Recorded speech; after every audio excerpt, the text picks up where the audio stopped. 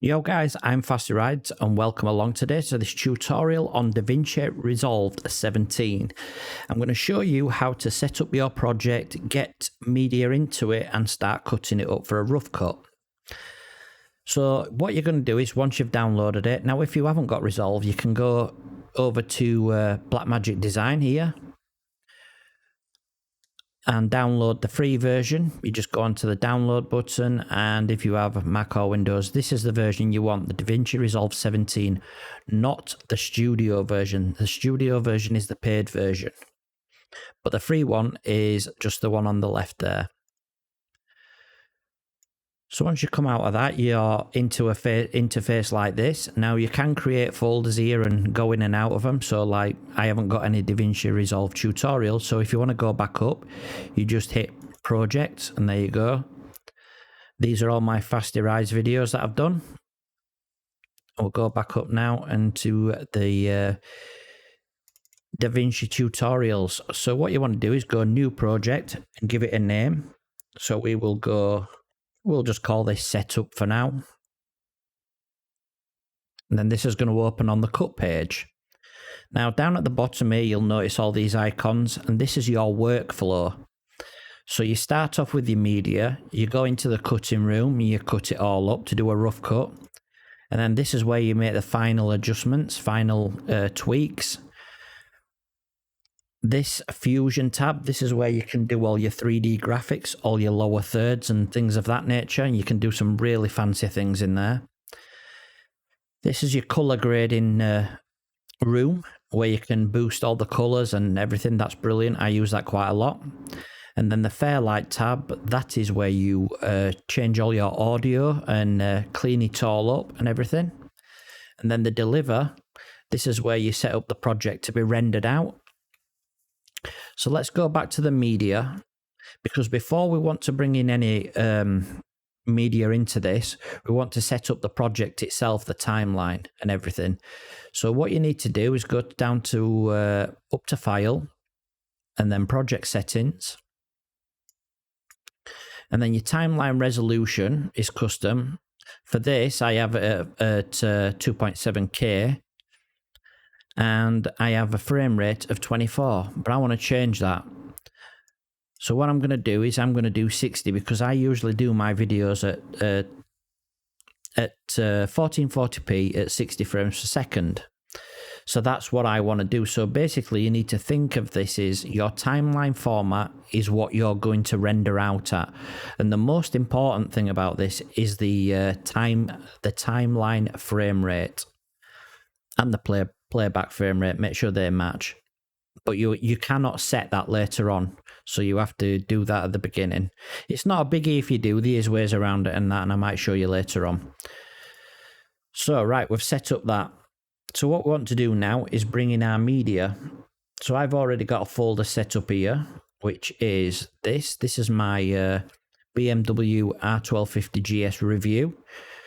So what I'm going to do is you can just drag the file and put it into that box there, and then it comes up with it all. So basically that is your folder. So it's just Davinci's way of looking in this folder. But at the moment you haven't actually brought any media into Davinci. So for start off, we're going to just bring these two in. But look, it's saying the selected clips have a different frame rate to your project. Now, the reason for this is because the clip has a frame rate of 59.94 or 64, I can't remember. It's not exactly 60 frames. So for me, I'm just going to change it because it'll make no difference whatsoever. And then I'm going to bring the raw audio in for that. In fact, I'm going to bring a couple in. So let's have a look for the next 28. This is the next one on. So now we've got as media in there. You might be wondering why I've brought a WAV file in as well. And that's because my GoPro is set up to have raw audio, because I find it a lot easier to manage, basically, the wind noise and everything. Right, you can go into the cut room here and you can start cutting up here and having a look at all this. But I tend not to bother with the cutting room. I tend to just go straight into the edit tab. And I bring that one down straight away, and then I bring the representing audio file. So you will notice that there's all these channels here. Just move these up so you can see it. So basically here you have this channel here, which is audio 1.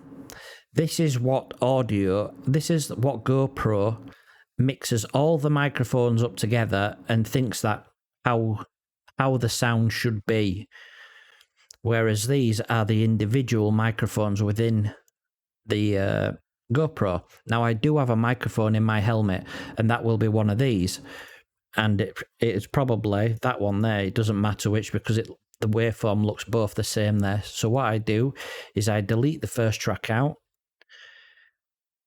delete the third, and delete these two.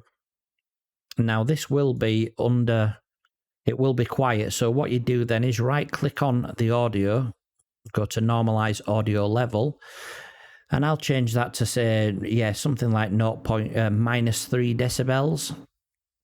Something along that lines. It doesn't really matter at this point, but you may have noticed it has tweaked it up a little bit. Let's get into some. That. They're all in the description below, should I say. It's still very low, but that's fine. We can edit that later on. All I want to do is show you how to cut things up in a minute. So right, let's go to the next track and bring that in. And then I've dragged them in. Now, if you've noticed here what I have done, that track there on audio 1 for the first segment is actually that one there. So I need to just change this, delete that. You would obviously do all this in one go if you were editing, you know, a longer video. Put that up there and that like that. Now you can click this button here. This is for your zooming in and out. So what I'll do is I'll show you how to navigate around the timeline now. So that is the full extent of your timeline. And this one is just an area where the crosshair, the cursor is, or whatever it is, the playhead, I think it's called that. And then that one is like the maximum, I think. And then you have this one where you can zoom in and out. But there is some shortcuts that you can use. So both of these shortcuts are with your middle mouse wheel, the scroll button, basically on your mouse. So if you hold the left control button down and scroll with your mouse, it will pan from side to side. If you press the left Alt button, so that's ALT on your keyboard, and zoom in, you can zoom in and out. And it goes right out and right in. And also if you want to just move along, you can press and hold your mouse button, your middle mouse button, the scroll wheel down, and move it left and right that way.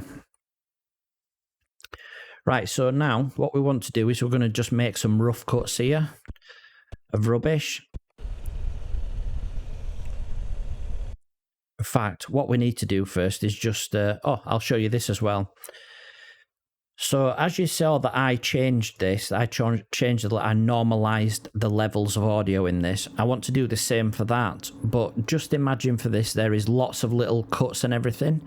So what you can do is highlight them too by dragging a box up onto them, right clicking on one of them and go normalize audio level right here. What you can do is set that to whatever level you want of decibels, and you can have relative or independent. Now the difference between that, the relative will look at the whole audio track and find the highest peak in there and set that level to 0.3 or -3, should I say. But if you do it as independent, it will look at that track first, and then it will look at that one and set them independently to the level. So we'll just do independent for now. See, it hasn't really changed it as much, that, because of that spike there. So let's start cutting this up. So there's a couple of ways you can cut this up. You can just move the playhead on and play all it. The socials of mine, including Instagram and that. Right, so we'll make a cut there. You can go up to this razor blade and click on the line. And there you go, you can see that there's a cut. In fact, let's just zoom in so you can see.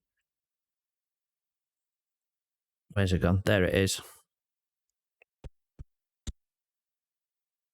We'll make another cut city, or you can just do it with, you don't need to move the playhead there. You can just put that a cut there straight away.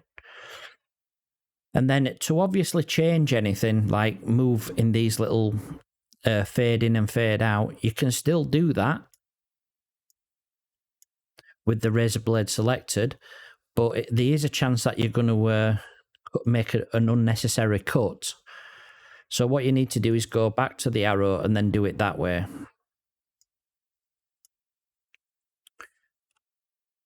So you may notice one of these things as well. There you can see that there's one on there.